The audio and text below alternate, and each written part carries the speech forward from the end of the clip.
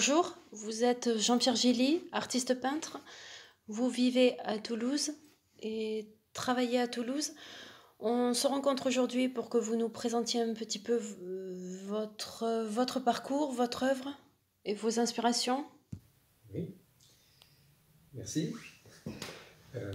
Alors, pour mon parcours, que vous dire, en réalité, j'ai une carrière universitaire pendant plusieurs dizaines d'années. Et ensuite, lorsqu'il s'agit d'arrêter ma profession principale, je me suis lancé dans une activité de peintre, et je dirais une carrière de peintre depuis une dizaine d'années. Cette carrière de peintre, je l'ai un peu étoffée en suivant les enseignements d'un peintre qui avait pignon sur rue, un peintre anglais d'ailleurs, pendant 3 ans pour apprendre les techniques de base de la peinture. Donc voilà, pour ce qui concerne très rapidement mon parcours récent. Et ensuite, comment vous avez pu développer votre travail, vos œuvres, vos inspirations, de quoi? Oui, alors effectivement, le point de départ a été, je viens de vous le dire, ces 3 années de formation auprès d'un peintre pour acquérir ces techniques. Et je me suis lancé dans le métier, en quelque sorte, lentement mais sûrement.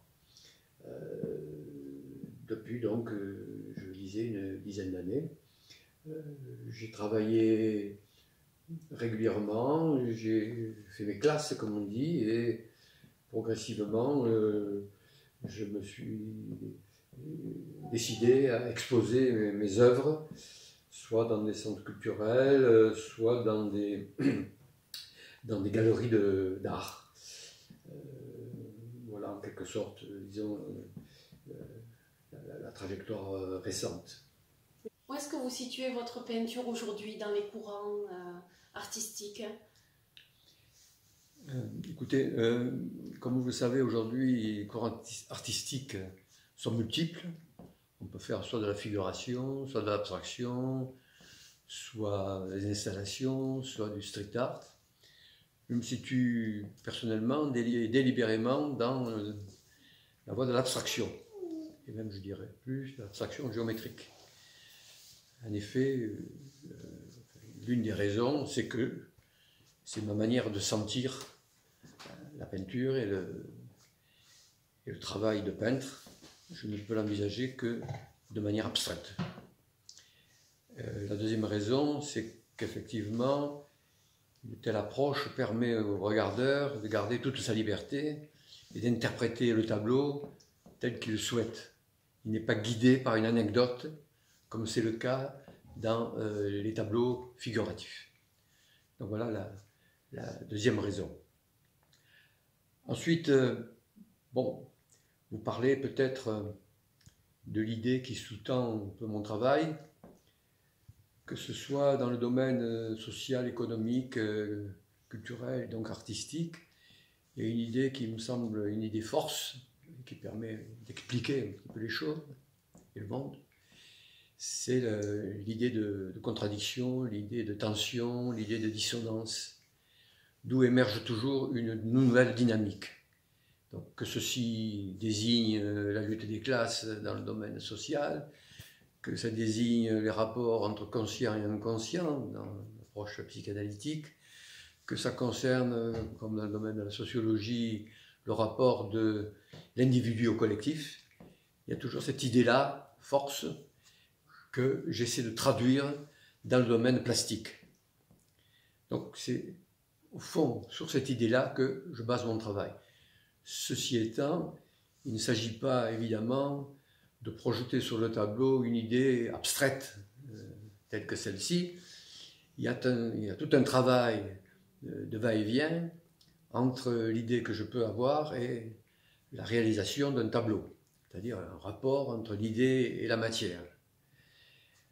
C'est d'ailleurs ce va-et-vient entre l'idée et la matière qui m'intéresse beaucoup, à savoir que, je le disais tout à l'heure, le tableau n'est jamais la projection de l'idée sur la toile, c'est beaucoup plus compliqué, puisque la matière elle-même, la peinture, le travail manuel sur la toile, a ses propres règles, a ses propres lois. Autrement dit, je dirais d'une manière un petit peu ramassée, que la matière pense, que la matière guide mon travail. De sorte que dans un deuxième temps, le travail sur la toile réinterroge le questionnement que je pouvais avoir au début, et ainsi s'installe un va-et-vient entre, comme je le disais, l'idée et la réalisation matérielle. Là, on se retrouve dans votre atelier. Quels sont vos derniers tableaux, vos dernières œuvres?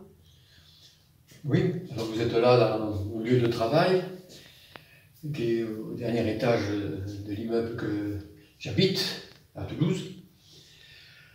Vous dire quelques mots sur les deux dernières séries sur lesquelles j'ai travaillé et sur laquelle je travaille. La série Infinie, tout d'abord, qui est un travail sur l'horizontalité, avec une succession d'horizontales, et donc un travail sur le jeu des couleurs, d'abord, bien sûr, et le jeu de dimensionnement des différentes couches et des différentes bandes qui constituent le tableau. Cette série que j'ai appelée Infinie, effectivement, est donc un travail sur l'horizontalité, mais la succession de ces horizontales, précisément, ouvre le champ vers une certaine forme de verticalité. Dans le même temps, j'ai représenté sur certains des tableaux des éléments colorés qui viennent en quelque sorte perturber l'ordonnancement horizontal de mes toiles. Alors, à cet égard, je pourrais dire que beaucoup de regardeurs de ces tableaux-là voient essentiellement un tableau figuratif, c'est-à-dire un tableau qui rappellerait une marine ou un bord de mer. Ce qui n'est pas le cas. Mon travail est un travail abstrait, comme je l'ai dit. Ceci étant, comme chacun d'entre nous, j'ai intériorisé des paysages que j'ai aimés plus particulièrement. L'un d'entre eux est la côte méditerranéenne qui va de la région de Narbonne à la région du Roussillon, et où effectivement on trouve, lorsqu'on suit ce bord de mer, une bande qui correspond à la route, une autre au marais qui jouxte la route, une bande de terre au loin, la mer et le ciel. Si tant est qu'on ait une lecture figurative de mes toiles. Mais cette remarque m'intéresse au sens où, comme chacun d'entre nous, je me nourris de beaucoup de choses, du monde dans lequel je vis, et notamment du point de vue plastique, de certains paysages que j'aime plus particulièrement et qui s'impriment dans mon inconscient. Peut-être que là, à l'occasion de cette série, ils sont ressortis de cet inconscient pour guider un petit peu ma main. Et là, on a une perspective de travail qui m'intéresse beaucoup, où s'articule en quelque sorte une démarche abstraite intellectuelle et une démarche émotionnelle et plus figurative, disons. Voilà. Pouvez-vous nous parler de ce tableau-là? Il est en cours sur le Chevalier? Oui, il est pratiquement achevé et il fait partie d'une série que je compte appeler la force du collectif, c'est-à-dire que le travail sur l'horizontalité s'articule là plastiquement avec une verticalité affirmée, comme vous le voyez, et l'idée qui sous-tend mon approche est celle, je dirais, d'une articulation entre ce qui peut se passer à un niveau horizontal, et notamment, là vous le voyez, par le biais de figures, de silhouettes en quelque sorte, qui peuvent peut-être représenter l'horizon de la démocratie, en quelque sorte. Donc vous voyez que ça va un petit peu loin, la réflexion. Et cette horizontalité de la démocratie ne peut fonctionner dans mon esprit que si il y a de la verticalité. C'est-à-dire qu'il y a des institutions verticales disposant de certains pouvoirs émanant de cette horizontalité et qui s'imposent aux individus. Cette série, comme dans la série infinie, nous avons une succession d'horizons, mais ce qui nous vaut, c'est l'affirmation d'une verticalité que nous voyons clairement sur ce tableau, et qui cherche à montrer qu'il n'y a pas d'horizontalité sans verticalité, c'est-à-dire qu'il n'y a pas d'horizon au niveau humain sans qu'il y ait d'institutions, sans qu'il y ait de règles émanant de cette horizontalité et qui s'imposent à elle. Et là, je me suis laissé aller à représenter des silhouettes plus ou moins masquées, significatives ou représentatives, je dirais, d'une masse d'individus qui peuvent être les individus d'une démocratie, par exemple. Voilà. Merci Jean-Pierre Gilly pour votre accueil, pour vos explications et votre dynamisme. On peut vous suivre donc sur Internet? Oui, on peut me suivre sur Internet, je peux vous donner mon site. Vous avez un site? Oui. Qu'on inscrira donc dans la barre d'infos. Et vous êtes aussi sur le site Singular, donc exactement, oui. Une exposition virtuelle. Merci.